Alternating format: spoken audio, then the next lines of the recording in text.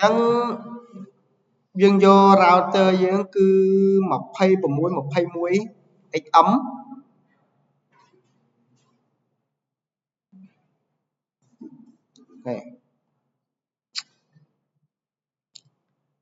អានេះ router R1 កាលនេះ R2 កាលនេះ R3 បន្ទាប់មកមើលណាមើលខ្ញុំធ្វើការ add interface វា add module អញ្ចឹងដើម្បី add module បានយើងបិទ power វាសិនណាហើយនេះយក module នេះ WIC1T ក្នុងនេះខ្ញុំដាក់ទាំងពីរទៅណាហើយចាំយើង select យកតែមួយមកវិញហើយបើកវាវិញមកបិទបើកអានេះ WIC1T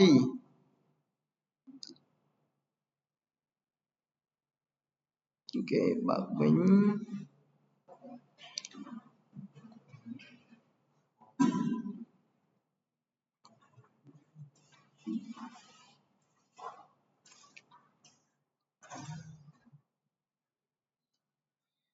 អ្នកខ្លះគេហៅ WIC1T ណា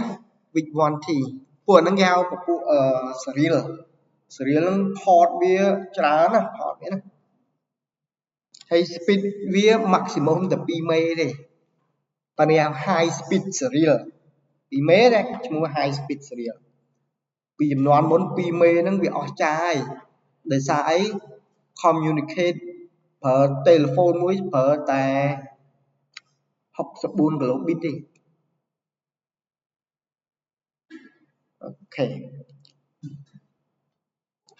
យើងដាក់អាហ្នឹងហើយយើងភ្ជាប់ខ្សែវាខ្សែ serial អញ្ចឹងក្នុងខ្សែ serial ក្នុងការភ្ជាប់ serial គេមាន DCE និង DTE អញ្ចឹងយើងមើលអានេះមិញនៅក្នុងនេះ00ណារូបយើងនេះ00ណានេះ00អញ្ចឹងអានេះវាយើងដាក់00ក៏បានដែរតែខ្ញុំដាក់ឲ្យខុសចុះដាក់ឲ្យខុសគ្នាពីអានោះនេះ01អញ្ចឹងយើងមើលឃើញនេះផ្នែកដែលមាននាឡិកានេះគឺជាផ្នែកដែលយើងត្រូវដាក់ clock rate អូខេ clock rate តួនាទីវាអីគឺជាការកំណត់សម្រាប់ synchronize data ប្រសិនបើ clock rate ខុសគ្នាឧទាហរណ៍យើងបញ្ជូនទិន្នន័យទៅវាមិនមែនបញ្ជូនទៅមួយច្រកទេវាច្រើនច្រកអញ្ចឹងអាណាត្រូវទៅមុនណាទៅក្រោយវាទៅតែ synchronize គ្នាបើ clock rate ខុសគ្នា network ដាក់ស្រួលអូខេមួយទៀត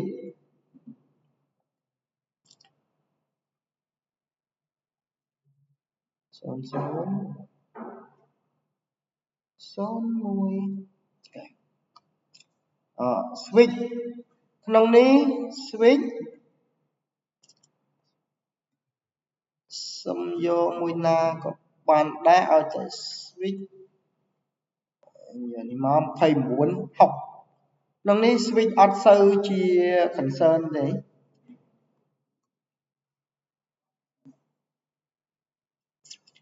កុំព្យូទ័រ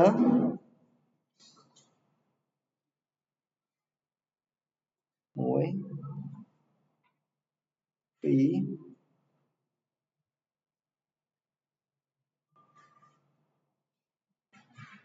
មួយ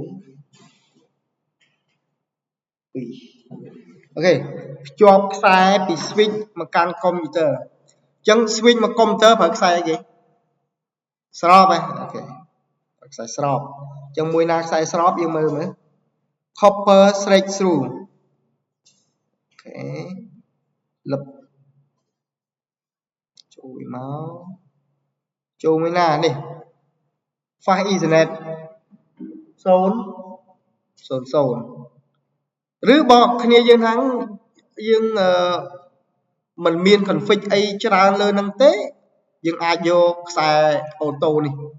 តែខ្ញុំអត់ recommend ឲ្យអាហ្នឹងទេណាអត់ recommend ឲ្យទេហើយអីបាន recommend ឲ្យពេលចេញធ្វើការរកខ្សែអូតូដោតអត់បានទេតោះទេ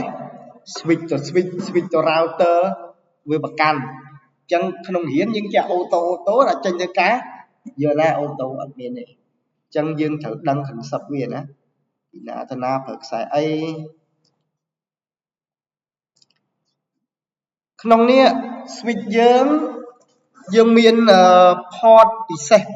2ហេតុអីបានខ្ញុំថា port នឹង port ពិសេសដោយសារអីវា gigabit ជាធម្មតា gigabit នេះគេប្រើសម្រាប់ uplink ខ្សែមេអញ្ចឹងយើងយកមក router ទៅ switch ប្រើខ្សែអីឈប់និយាយហ៎ចង់ធ្វើអីធ្វើទៅអានេះគេ00នេះ01មិញ00ណាអូខេរូបនេះវាដូចជាមិនពេញលក្ខណៈវាទានេះចុះក្រោមតិចចុះឲ្យយើងមើលឲ្យឃើញពេញលក្ខណៈណាណាអ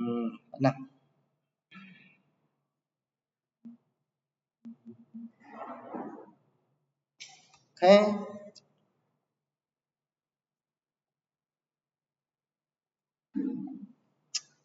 វាប៉ុណ្ណឹងឲ្យស្រួល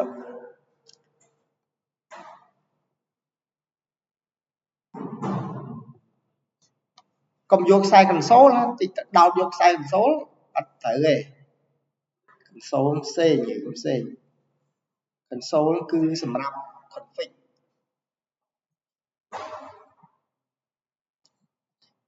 ចាំតិចទៀតខ្ញុំប្រាប់ថាដោត console មិន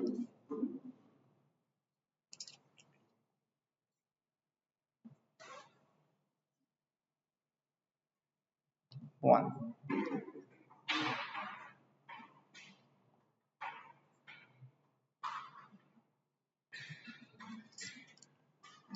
ខេតបមក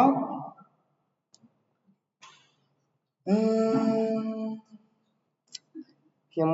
ដាក់តំណេយវាសិនអានេះ IP ប៉ុន្មានមិញ 1.1 អានេះ 1.2 នេះ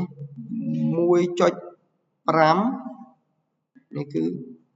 1.6 ខាងនេះ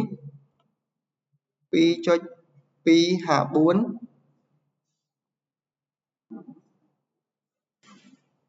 2.1 2.2 3.1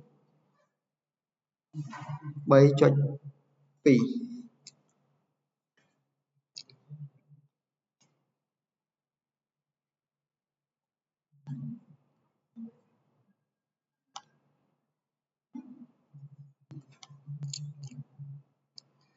ដូចញ៉ៃខ្ញុំបិទនេះចោលសិនshow device model show device name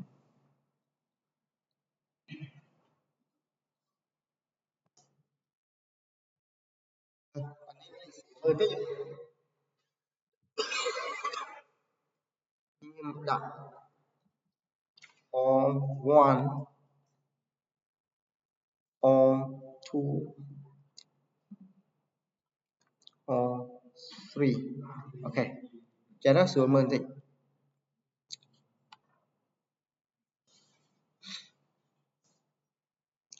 ខាងនេះខ្ញុំដាក់ 3.254 អូខេខ្ញុំយកអានេះមកគូទៅ no field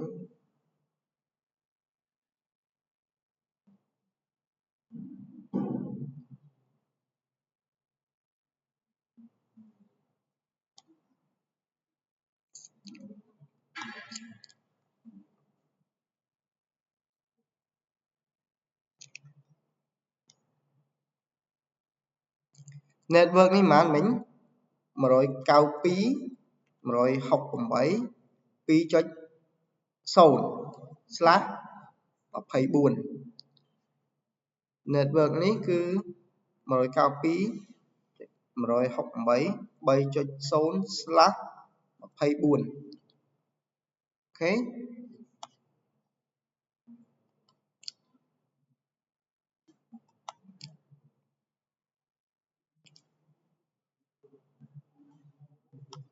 network នេះ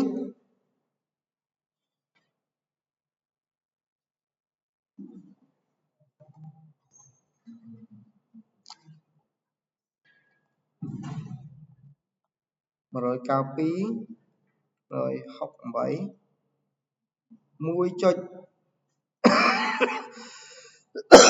1.0/30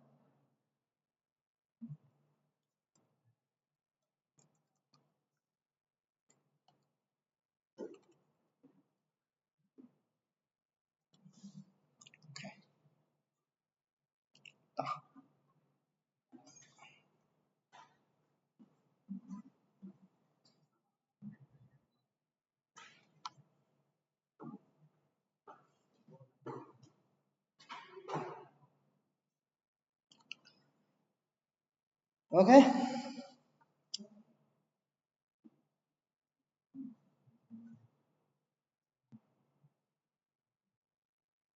មក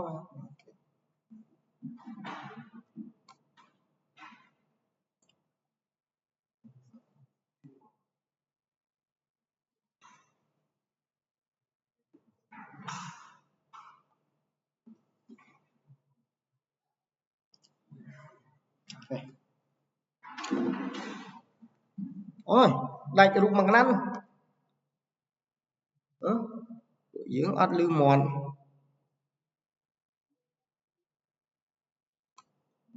នេះ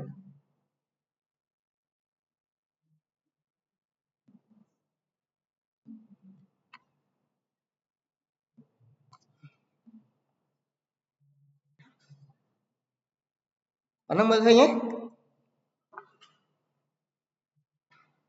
អានេះខ្ញុំយើងគូមែនឲ្យតែបាច់យកមកគូឯណាខ្ញុំដាក់ដើម្បីឲ្យងាយស្រួលក្នុងការបញ្យល់ទេអូខេឥឡូវយើងចូល router ទី1អូ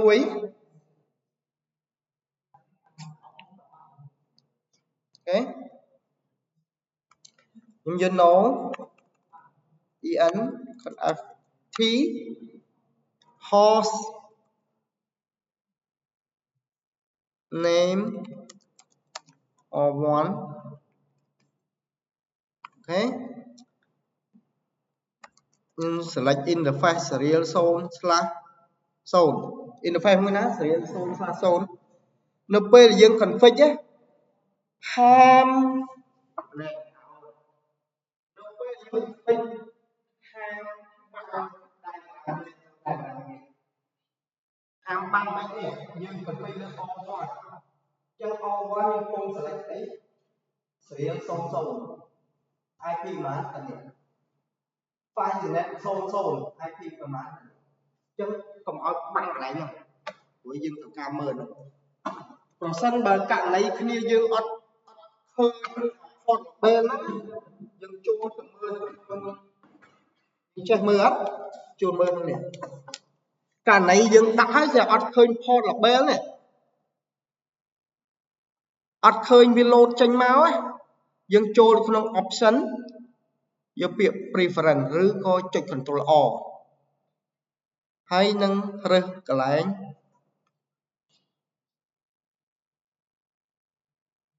always show port label in logical workspace ទីហ្នឹងកាលណាអត់ទីហ្នឹងយើងអត់ display label port ហ្នឹងទេណាយើងអត់នៅពេលយើង config កាលណាយើងអត់ដឹង config ទៅយ៉ាងម៉េចយើងខុសហើយខុសហើយនៅពេលដែល config ខុសគឺចាប់ផ្ដើមមួម៉ៅហើយពេលហ្នឹងយើង config មិន0/0 ដែលត្រូវតែយើងអត់យើង config 0/0 0នោះបាទ port ហ្នឹងយើងអត់ដោត dương đào lơ son slash one rồi chẳng phê để ọt đào đây dương đặt IP đặt mùi tiết việc overload with IP duplicate already exist chẳng phải dắt hoặc lại nào thử số port bè mê riêng khiêm video khiêm thay đi tờ mơ bay đo nhận tình mơ hai mơ tiền thế chẳng nhầm bật vì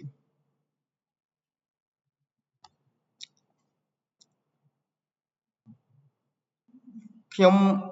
chập đam select interface ná interface zone slash zone ok này zone slash zone IP address mán mùi cho mán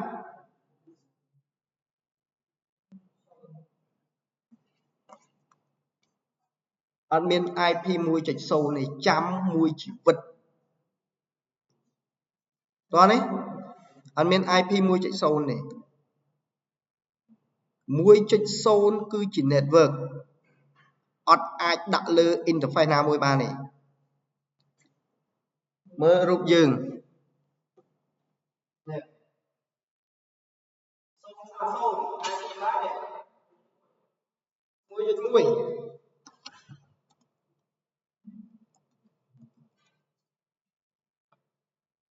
ok cái này ní đã dừng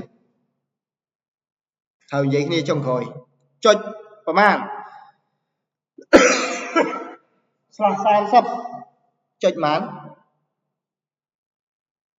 មិន slash 0ទេណានេះ slash 30មិន slash 24នេះបើ slash 24យើងដាក់0ហើយនេះហើយអាហ្នឹងខ្ញុំបានវែងញែក3ម៉ោងហើយខ្ញុំមិននិយាយឡើងវិញទេតើនេះអញ្ចឹងអានេះ252 no sat clock rate 64000 អូខេយើងដាក់ no sat ហើយចុះ no sat ហើយមិនអានឹងនៅក្រហមមិនវាអត់វាអត់អីវាអត់ឡើងពណ៌បៃតងមូលហេតុខាងនេះអត់ទាន់បាន config ដាក់នេះចាស់ណា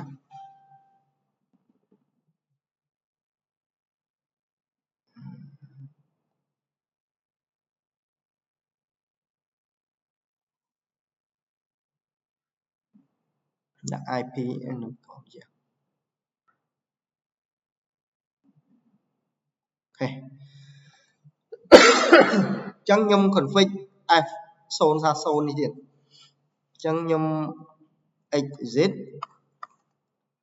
interface file ethernet 0/0 IP address 192.168 2.254 subnet mask 255.255.0 no sat អូខេអត់ទាន់ឡើយណាសួរឲ្យហើយនៅពេលយើង no sat វាចាប់ដើមឡើងពណ៌បៃតងហើយខាងនេះចាប់ដើមពណ៌ទឹកក្រូចគឺជាដំណាក់កាលមួយគឺ negotiate ចាប់ដើម detect broadcast អីគឺដើរនៅពេលហ្នឹងឯង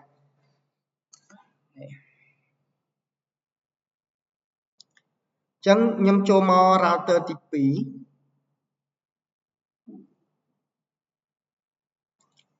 CLI ចឹង router ទី2ខ្ញុំទាញ screen មកនេះចឹងខ្ញុំទុកមើលតែ router ទី2ទេណា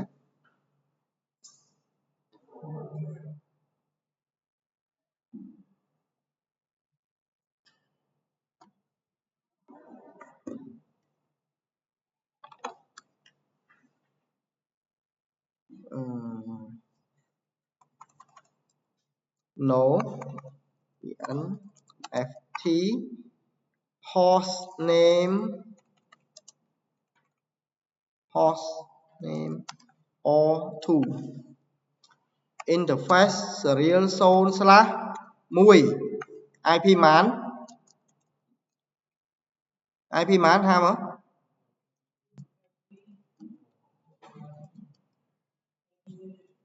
អូខេ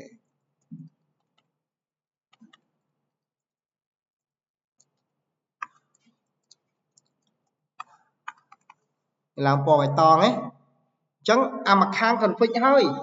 អាមួយខាងនេះគ្រាន់ config no sat មកបៃតងហ៎មាន network ឯងពីរស្គាល់គ្នាចាប់ដើមស្គាល់គ្នានេះ serial change state to up អញ្ចឹងឥឡូវយើងធ្វើអាណាហ្នឹង port មួយណា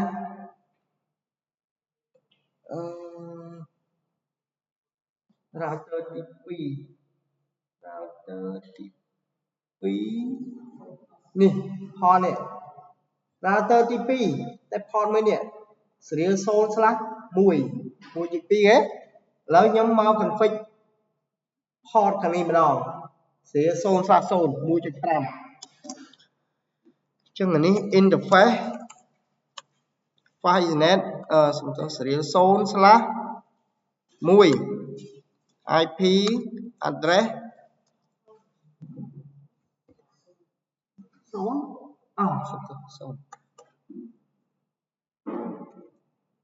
ចុះបើយើងដាក់1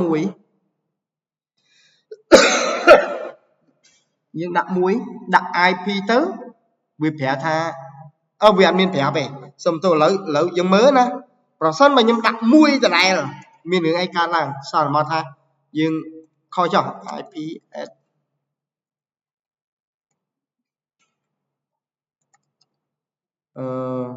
បាន 1. 1.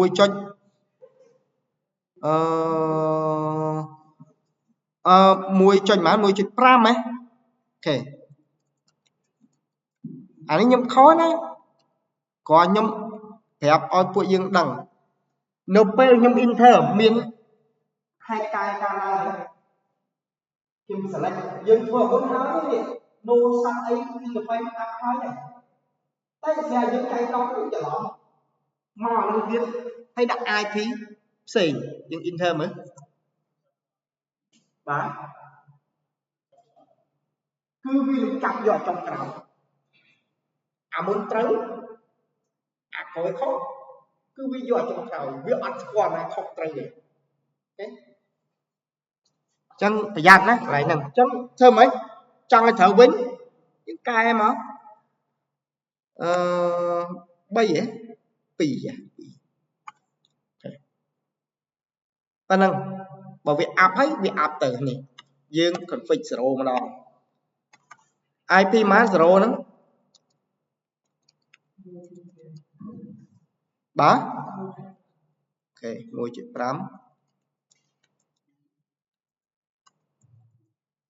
clock rate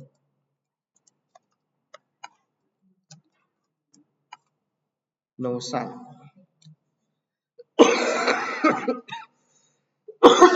ចឹងកន្លែងនេះណានៅពេលយើងប្រើខ្សែយาวខ្សែមាន DTE អានេះមាន DTE អានេះ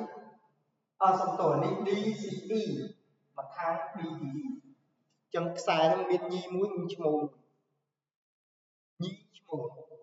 ខាងញីគឺត្រូវការដាក់ clock rate DCE ខាងឈ្មោះអត់ចាំបាច់ដាក់ DTE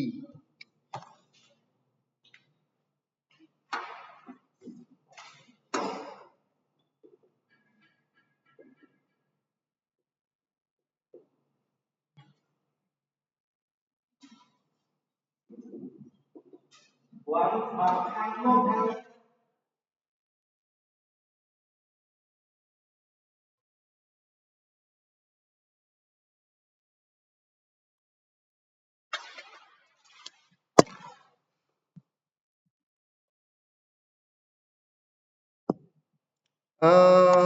អានេះអស់ហើយត្រឹមប៉ុណ្ណឹង exit វាចេញទៅយើងចូលមក config នេះម្ដង router ទី3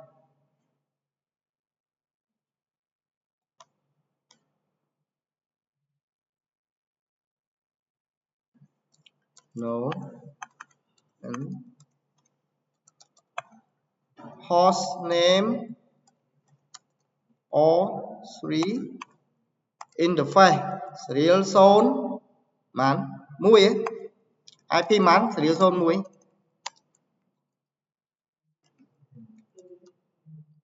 ចុច6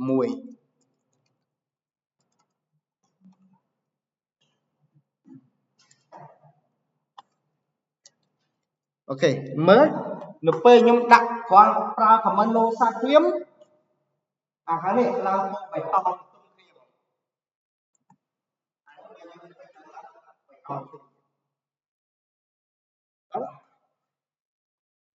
យើងដាក់ឲ្យ file interface filenet zone slash 1 IP បាន IP បានហ្នឹង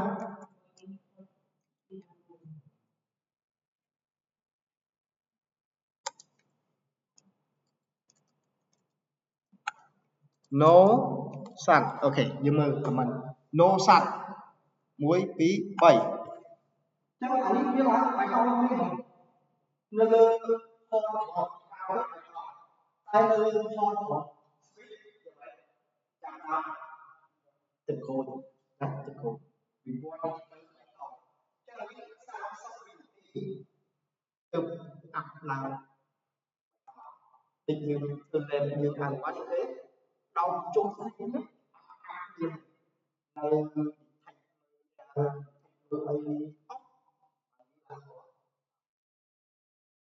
អីប៉ុណ្ណឹងយើងចប់មួយវគ្គសិនយើងចូលមកដាក់ IP ឲ្យកុំព្យូទ័រមើលណា IP កុំព្យូទ័រគេដាក់មិនពេលដែលយើងសរសេរដាក់กระดาษត្រូវសរសេរ IP កុំព្យូទ័រខ្ញុំនេះចូល config IP កុំព្យូទ័រនេះ IP configuration អញ្ចឹងក្នុងនេះយើង static យើងយក static មក IP វាប៉ុន្មានចុច1អូខេចុះនេះ192 163បាន 2.254 មើលណាចាំកន្លែងនេះចាំរ៉ាមកុំទៅមកនេះចុចចេញទៅចេញតាមចឹងវាចេញតាមតែវាជាប់ហ្នឹងតែអាចចេញទៅក្រៅបានមិនយ៉ាងវាជាប់ហ្នឹងចេញទៅក្រៅចឹងចាំ 2.254 គឺជា gateway របស់វាដូចបន្ទប់យើងពួកយើងស្ថិតក្នុង router មួយដូចបន្ទប់យើងកន្លែងចំចេញក្រៅវាមិនប្រអួយទេចឹងដូចចេញក្រៅអត់អាចចេញតាមណាបានចេញតាមចូល IP បានចឹងយើងដាក់មកចាំយល់ចាំប៉ុណ្ណឹងស៊ីចុះកុំព្យូទ័រមួយនេះកុំព្យូទ័រមួយហ្នឹងអូខេ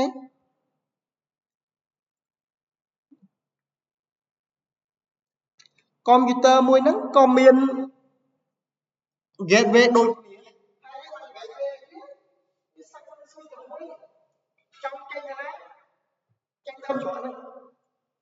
ញ៉ាំចង់ចេញចេញតាមច្រកអាហ្នឹង gateway អូខេឥឡូវយើងធ្វើការតេស្ត sampling ណាពីកុំព្យូទ័រនេះមកកុំព្យូទ័រនេះ successful អូខេ success ចុះឥឡូវប្រសិនបើយើងដាក់ពីនេះមក router ស្គាល់ទេតាមមើល successful បើនេះកុំព្យូទ័រខ្ញុំនេះដល់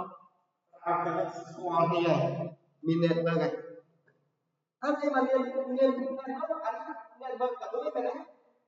ចឹង network តែមួយមិនអាច cho lớn vì computer này mà các bạn nhưng mới nhưng lúc này cho sẵnแล้วមើលពី router នេះមក router នេះស្គាល់អត់ស្គាល់ router ស្គាល់លុបចេញពី router មួយនេះមក router មួយនេះស្គាល់នេះស្គាល់តែមិនស្គាល់តែឆ្លង network យើងមកមើលករណីវាឆ្លង network ពី router ទី1មក router ទី3ស្គាល់គ្នាឬទេ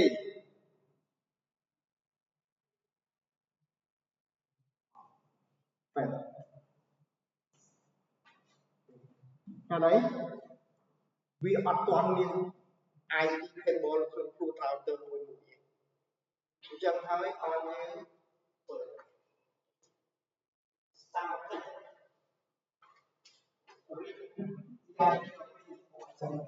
គេហៅ protocol ធ្វើឲ្យស្គាល់នេះអូខេអញ្ចឹងឈុតឆាកយើងចាប់ផ្ដើមធ្វើយើងចូលមកconfig IP របស់ P3 នេះមួយទៀត3 8.3.1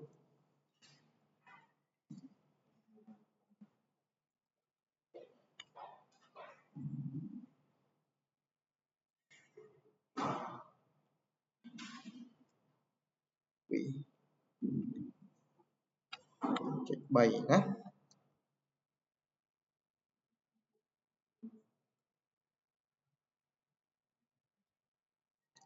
ចឹងអានេះ3ចុចនេះសិនចាក់ក្តៅវិញអូនណាក្តៅហ៎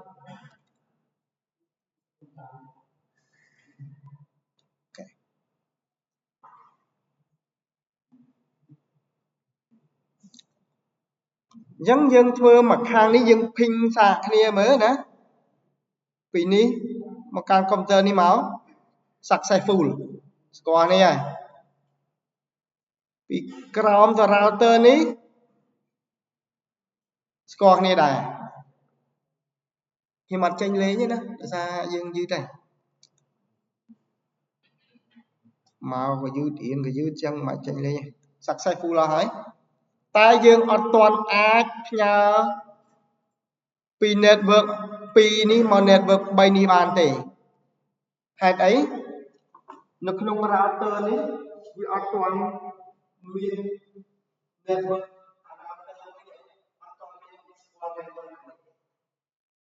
អានេះអត់ទាន់ស្គាល់ network នេះដែរចឹងវាអត់អាចធ្វើការ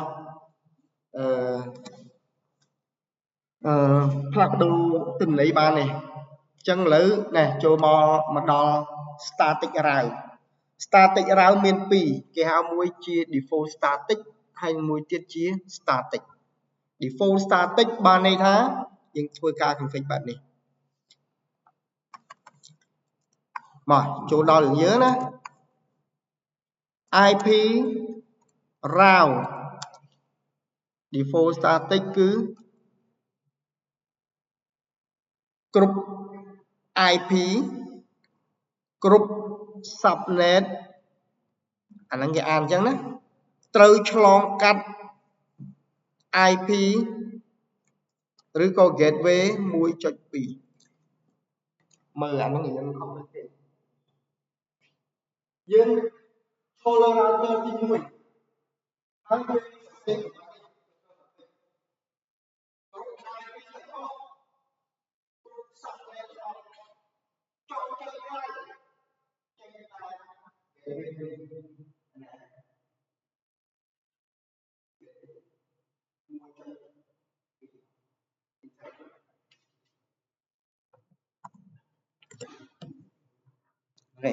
តែប៉ុណ្ណឹង router ទី3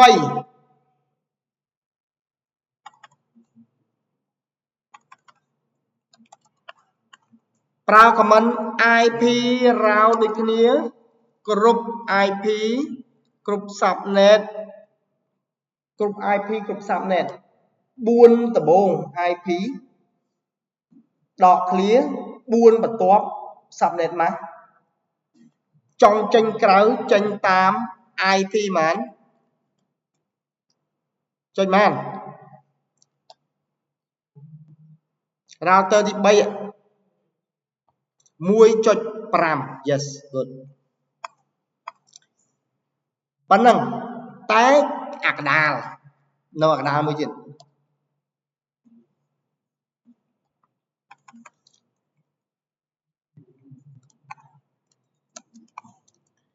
IP រោអាកដាលនេះអត់ដាក់ដូចអាមិញទេអត់មាន 0.0 ណាទេអាកដាលនេះជាក់លាក់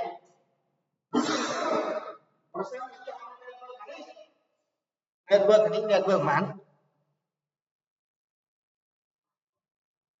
នេះ network នេះ 2.0 មើលឡើងហ្នឹង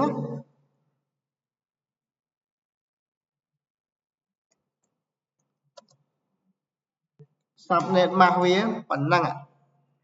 ចង់ចេញតែហ្នឹងហ៎ចេញតាម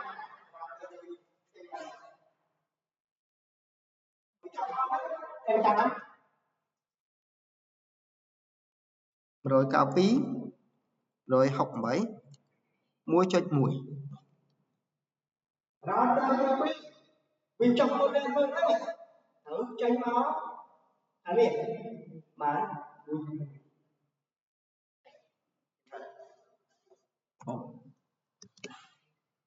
តែបើសិនបើវាចង់ចេញទៅ network 3.0 ចេញតាមឆ្លើយ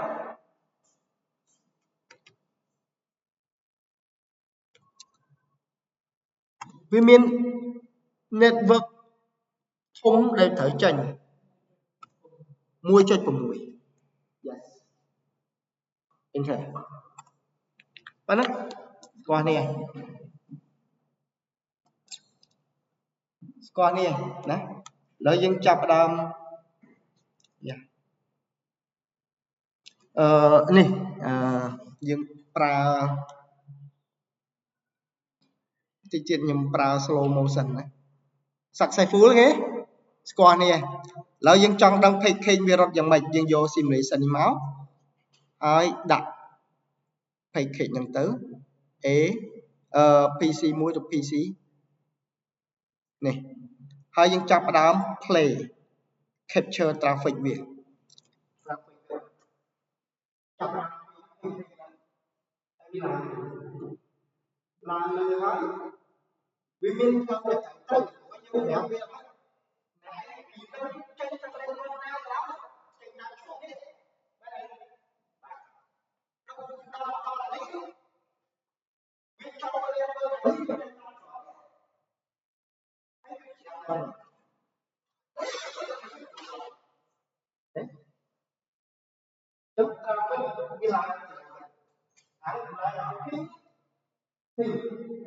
គឺជួយតាមគាត់អានេះវាស្រូលសិននេះពេលរបស់យើងឃើញហើយយើងទៅទីនេះហើយហើយថាវាទៅសូមអូ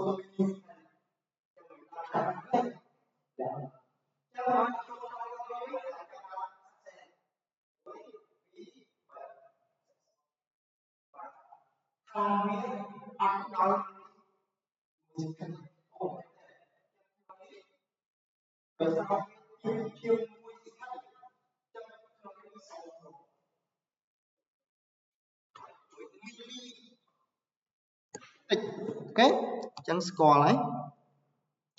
នេះគឺ default static canal ហើយបើ static canal មកគេលេងដាក់0 គឺដាក់ network specific ចុះក្នុងលេខ static canal គេហៅថាវា C memory តិចនៅលើ router យើង C memory តិចដោយសារអី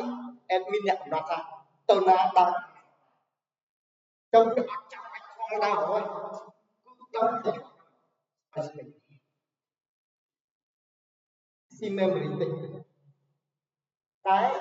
network của một tôi phần đó tuôn đâm ra tới ok static route ok good ta lao mà quay ra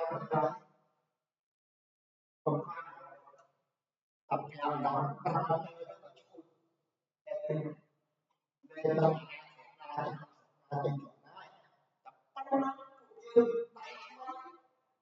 họ là lần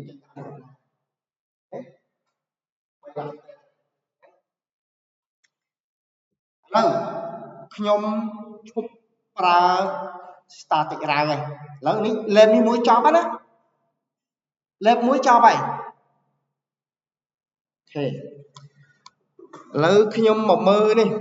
ឲ្យយើងដឹងថាអឺ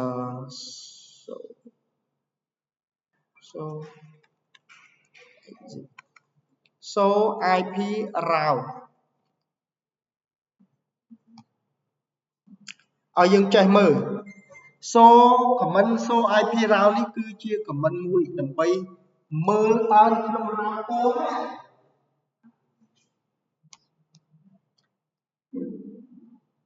នៅក្នុង router របស់គាត់មាន IP table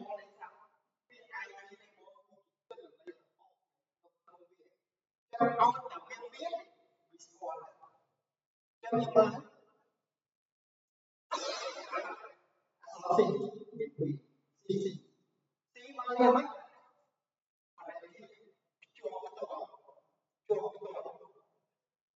យើងឃើញ S star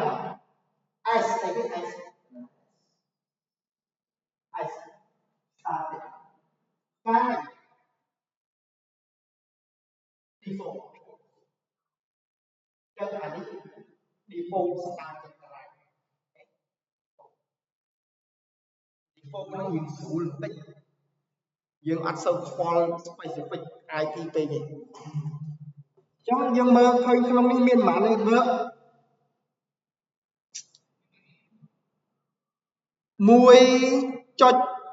អូ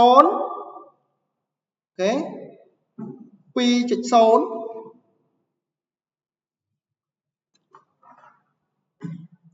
ហើយគ្រប់ router ទាំងអស់ដើរតាមច្រកមួយនេះ default static route អូខេចូលមកមើល router ទី2វិញខ្ញុំប្រើ comment ដដែលហ្នឹង exit so IP route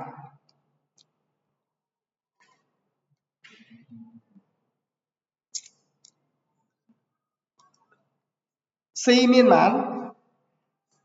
C មានប៉ុន្មាន2អត់ទេបាន2យើងចាំរូបយើងឃើញ2 network ឯង connected 2តែ S វាក៏មាន2ដែរតែ S លើកនេះអត់កាយទេហេតុអីបានអត់កាយវាគឺជា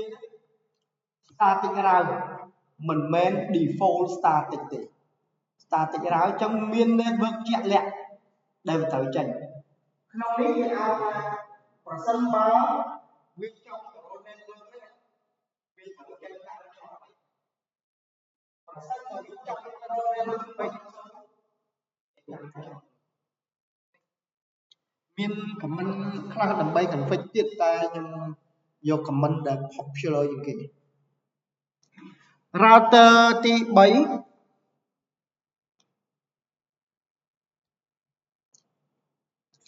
router ទី3 so IP route អាយ៉ាទៅ exit សិន so IP route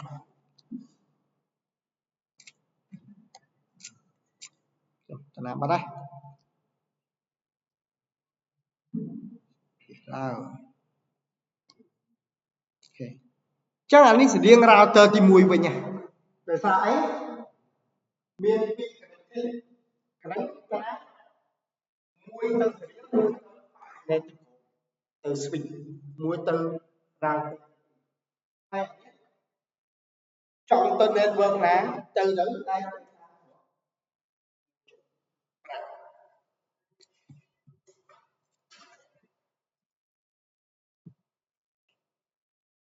exit ឥឡូវចប់ static route ខ្ញុំចូលមក lab ទៀត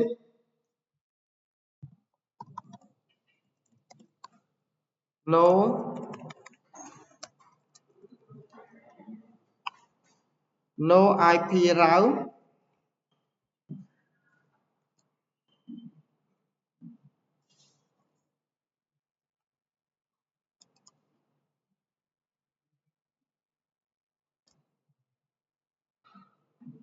ok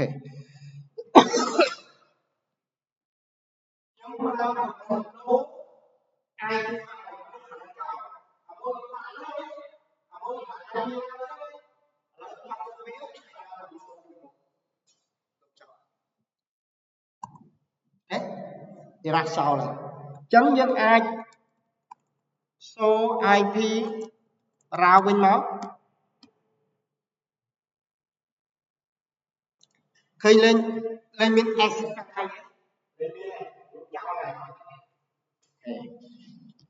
chấm camper mùi tiết là lơ router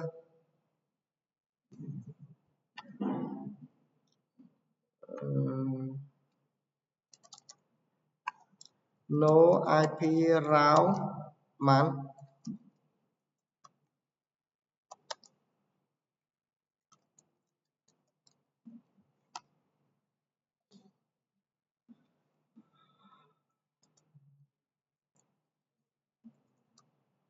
man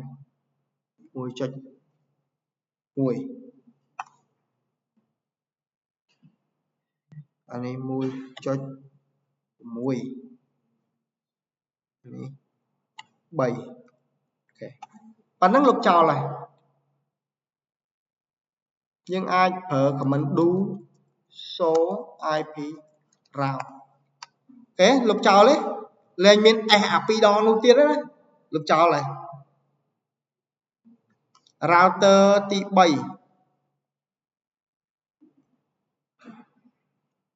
អាននៅមាន F ផ្កាយអញ្ចឹង FT no IP route 0.0.0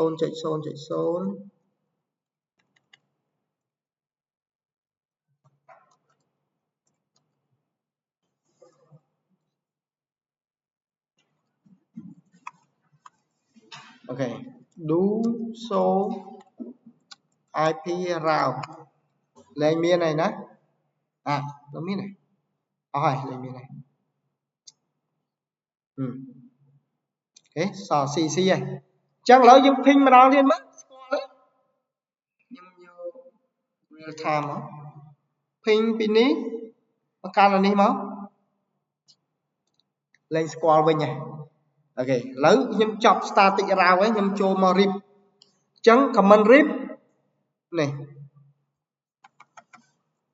cho không còn F router rip version 2 network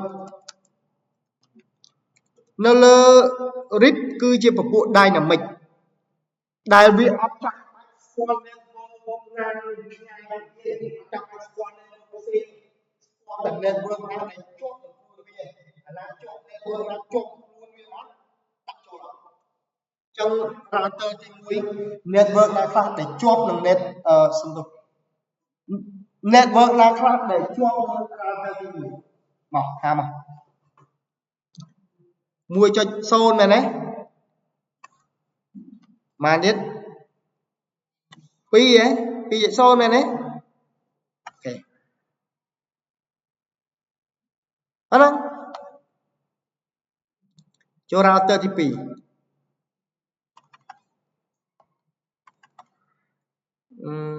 router RIP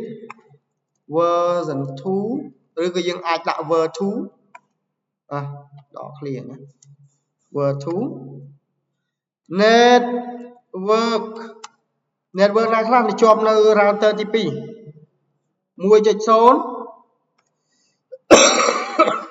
ហើយនឹង 1.4 yes 1.0 និង 1.4 បាទណា router ទី 3 router RIP version 2 network 192.168 3.0 ហើយនឹង 1.4 អូខេ do show IP route ចឹងនៅលើ router ទី 3 នៅពេលដែល show IP route ទៅយើងបានប៉ុណ្នេះអានេះអានថាយ៉ាងម៉េចយើងមានឃើញ O អីគេ O ណាលេខ O របស់ O នេះ brick ចឹងវាស្គាល់តែទៅវា router វាមក router ទី 3 router ទី 3 ដែលយើងមួយទីចូលrouter មួយទីចូលនេះគេវាស្គាល់យកវាស្គាល់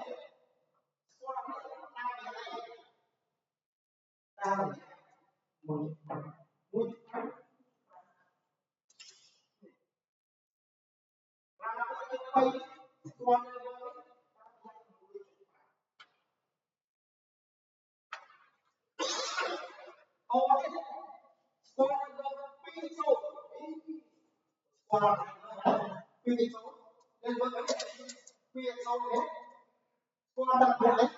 មួយ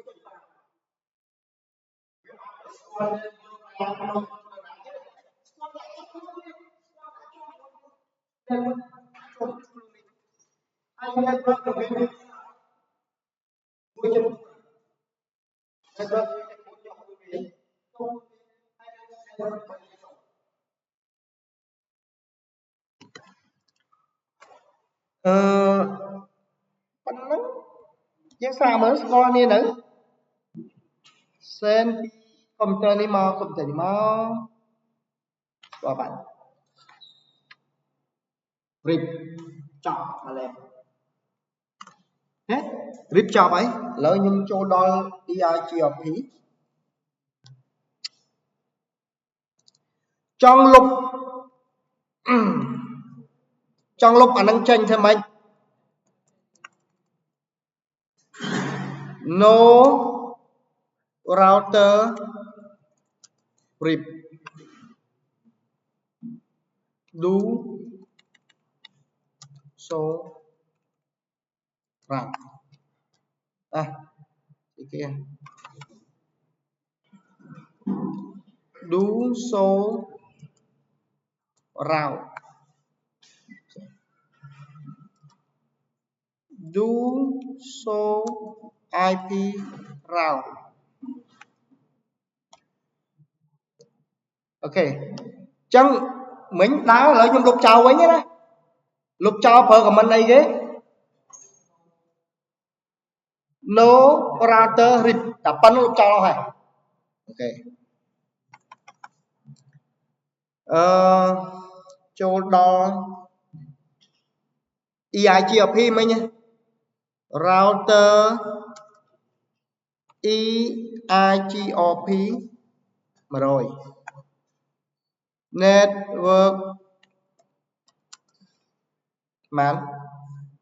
ឲ្យតែពួក dynamic ដាក់ឲ្យជាប់ network ជាប់ខ្លួនវា network ណាខ្លះជាប់ router ទី 1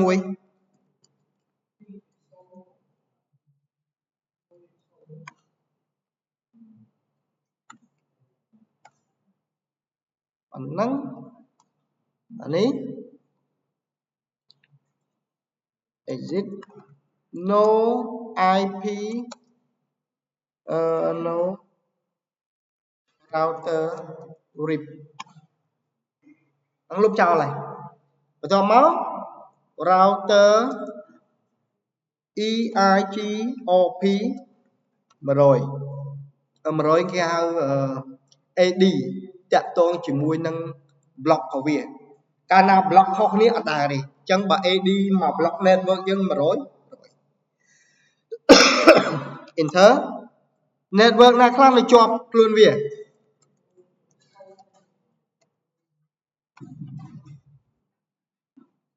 1.0 ហើយនឹង 1.4 អញ្ចឹងហ៎ yes អញ្ចឹងអានេះចាប់ផ្ដើម learn ហើយ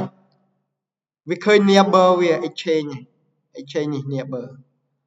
ញ្ចឹងចាប់ផ្ដើមស្គាល់ network ហើយណាចាប់ផ្ដើមស្គាល់ហើយ router នេះ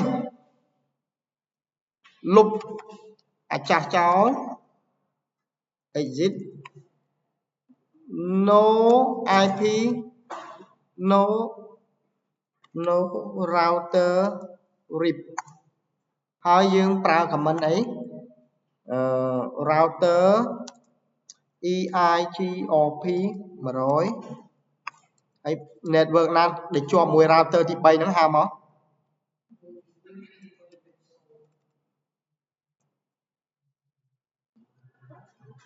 1.4 ណាក៏វាយភ្លាមស្គាល់ភ្លាមចូលស្គាល់ neighbor new agency ហើយនឹង 3.0 show IP route មើលវាចេញមិន show IP route do show IP route ព្រោះហ្នឹងសំខាន់ណាស់នៅពេល troubleshooting គេប្រាប់យើងប៉ុណ្ណឹងករណី network អត់ដើរមកពីអីពេលខ្លះគេបី router ចូលមកគេប្រាប់អាមួយប្រើ RIP អាមួយប្រើ EIGRP ឬអាមួយប្រើ RIP អាមួយប្រើ static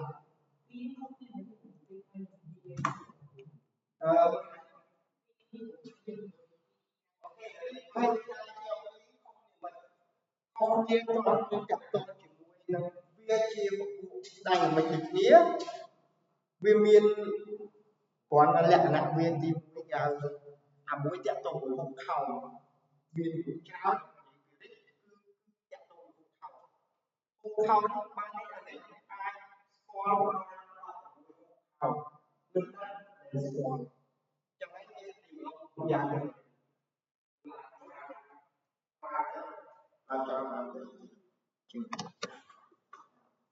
គាត់ណាកាលណា router កាន់តែច្រើន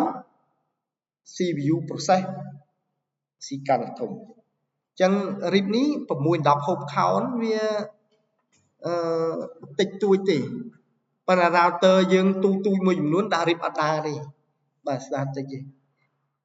ប៉ុន្តែ router ដែលយើងខ្ញុំយកមកបរៀនហ្នឹងអាចដល់ BGP អស់លេខហើយ BGP comment គឺឲ្យវាស្គាល់គ្នាពេលខ្លះយើងត្រូវឲ្យអាហ្នឹង online គ្រាន់តែ comment no សัตว์ផោងហ្នឹង24 ម៉ោងក្រោយបានស្គាល់ network take time ព្រោះពេលហ្នឹងវាស្គាល់ network វា online ពួកហ្នឹង online អូខេអញ្ចឹងយើងឃើញ D មានប៉ុន្មាន D មាន3ហ៎1 2 3 D មាន3អី D យ៉ាងហើយបានមាន13ឃើញនេះ D មាន3 1 2 3យើងមើល network យើងទាំងអស់មកយើងមាន5 network ដែរនេះ4 2 4 5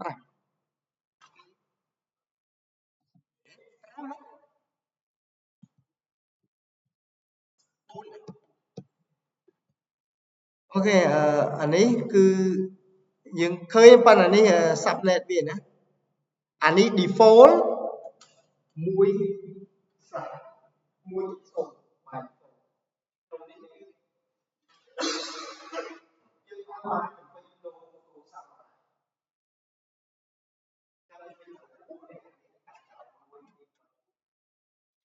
អញ្ចឹងឥឡូវយើងសាក send មើលស្គាល់គ្នាទេពីនេះ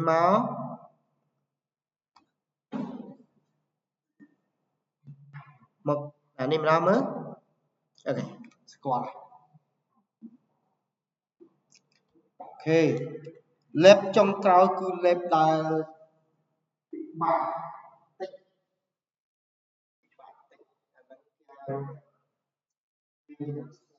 បែកខាត់ម៉ាស់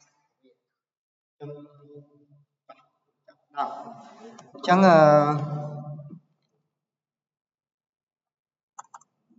is it no router EIGRP 100ប៉ុណ្ណឹងអានេះ no ទៀតមក is it no router EIGRP 100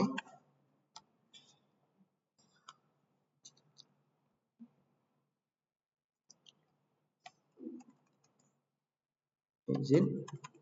no router EIGRP 100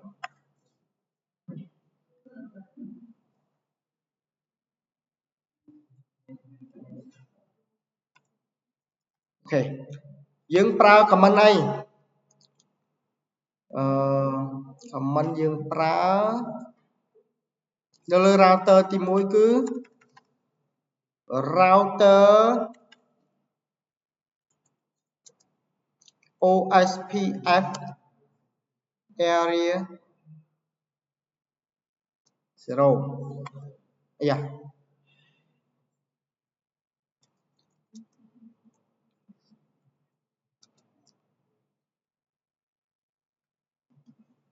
oh okay OSPF 1 comment អីទៀតបង net ចាប់លេខ network 192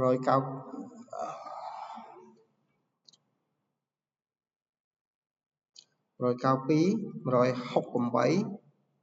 2.0 អីទៀត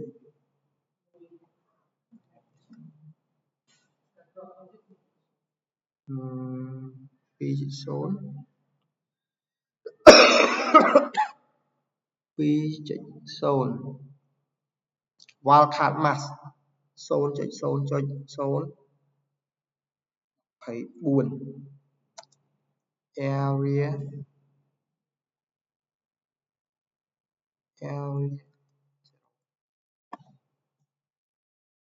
OSPF valid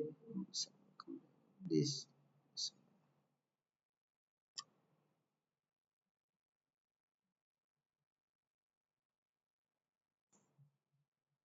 yes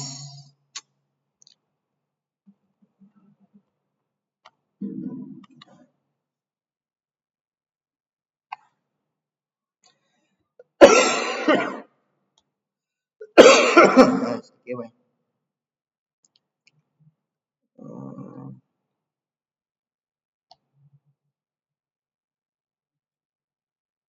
berarti ya net berdak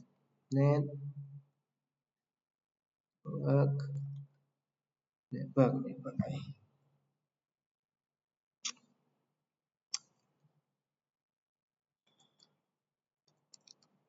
2.0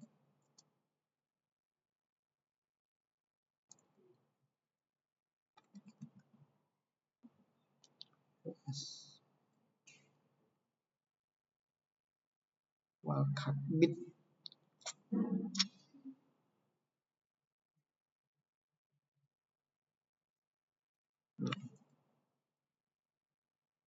255សុំតោះណានេះអានេះគេហៅ wildcard mask បើសិនជាអានេះ0អានេះ255ធ្វើម៉េចអាហ្នឹងបូកចូលគ្នាឃើញ255 network ណាទៀតជាប់មួយវា1.0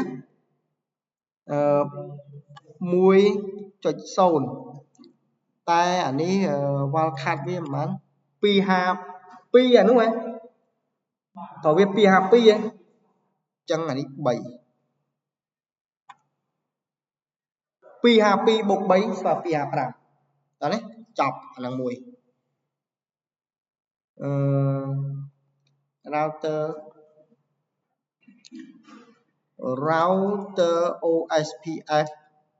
OSPF môn mán one này one network tham khởi yêu chọc liệu học 7 mùi chốt xôn 7 area 0 area đã được nhiều ok enter network nào tiết mùi chốt buôn đấy 7 ok chọn một tiền router đi 7 router OSPF 1 network mán 3 cho số là số 255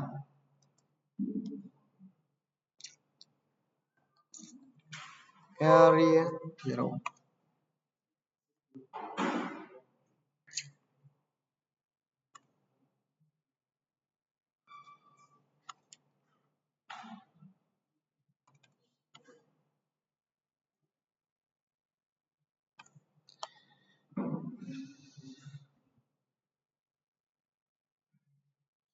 ok chào bài tỏ lấy nhà PK tiền mới chụp chơi nấu phải không ở nhà phải ăn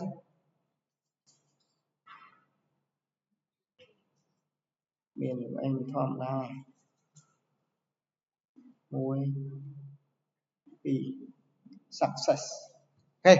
success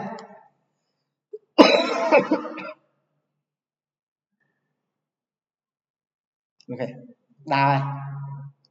chân buôn thèm lép chọc nơi ngày nâng nhưng ai show IP rao nó không luôn địa bán đủ show IP rao chân đủ show IP rao của mình thế ấy đập bay mơ qua miền IP table chân bên miền ấy nè ô ấy cái ô nó ô này OSPF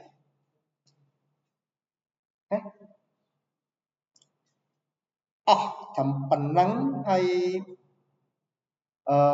ai mà nè nó chập róm ai tịch chôn mơ trong YouTube của nhóm bàn đấy YouTube channel nhóm nhưng đi chim miền Parien không mà năm nay tay lớn anh đang ở dương mơ mấy giờ nhỉ mấy lần ăn internet đấy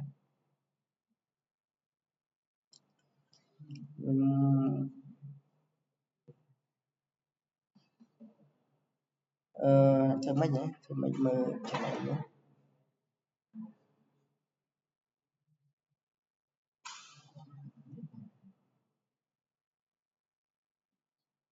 coi trên mọi này nhé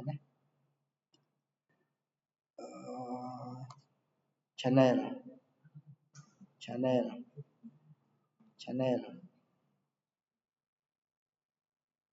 chứ vậy không subscribe YouTube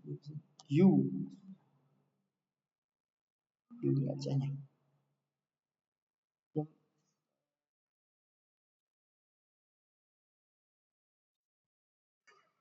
cái được cả cầm YouTube đó nè thọt phơi video đó rồi ăn tránh khao nhân dân trôn từ nay bạn khơi nhổn một pha này đó nè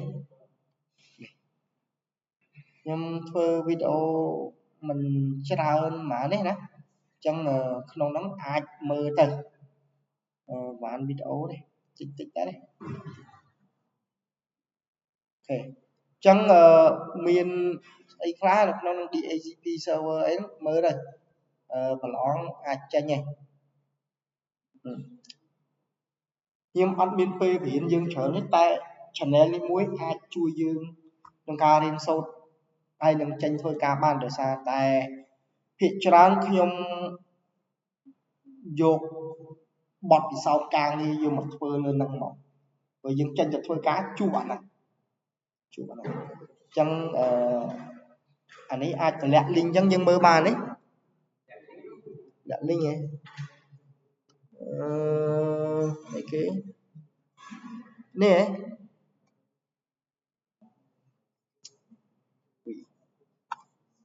ហើយខ្ញុំបិទ record ទេណាអញបាន record អត់ម៉ោង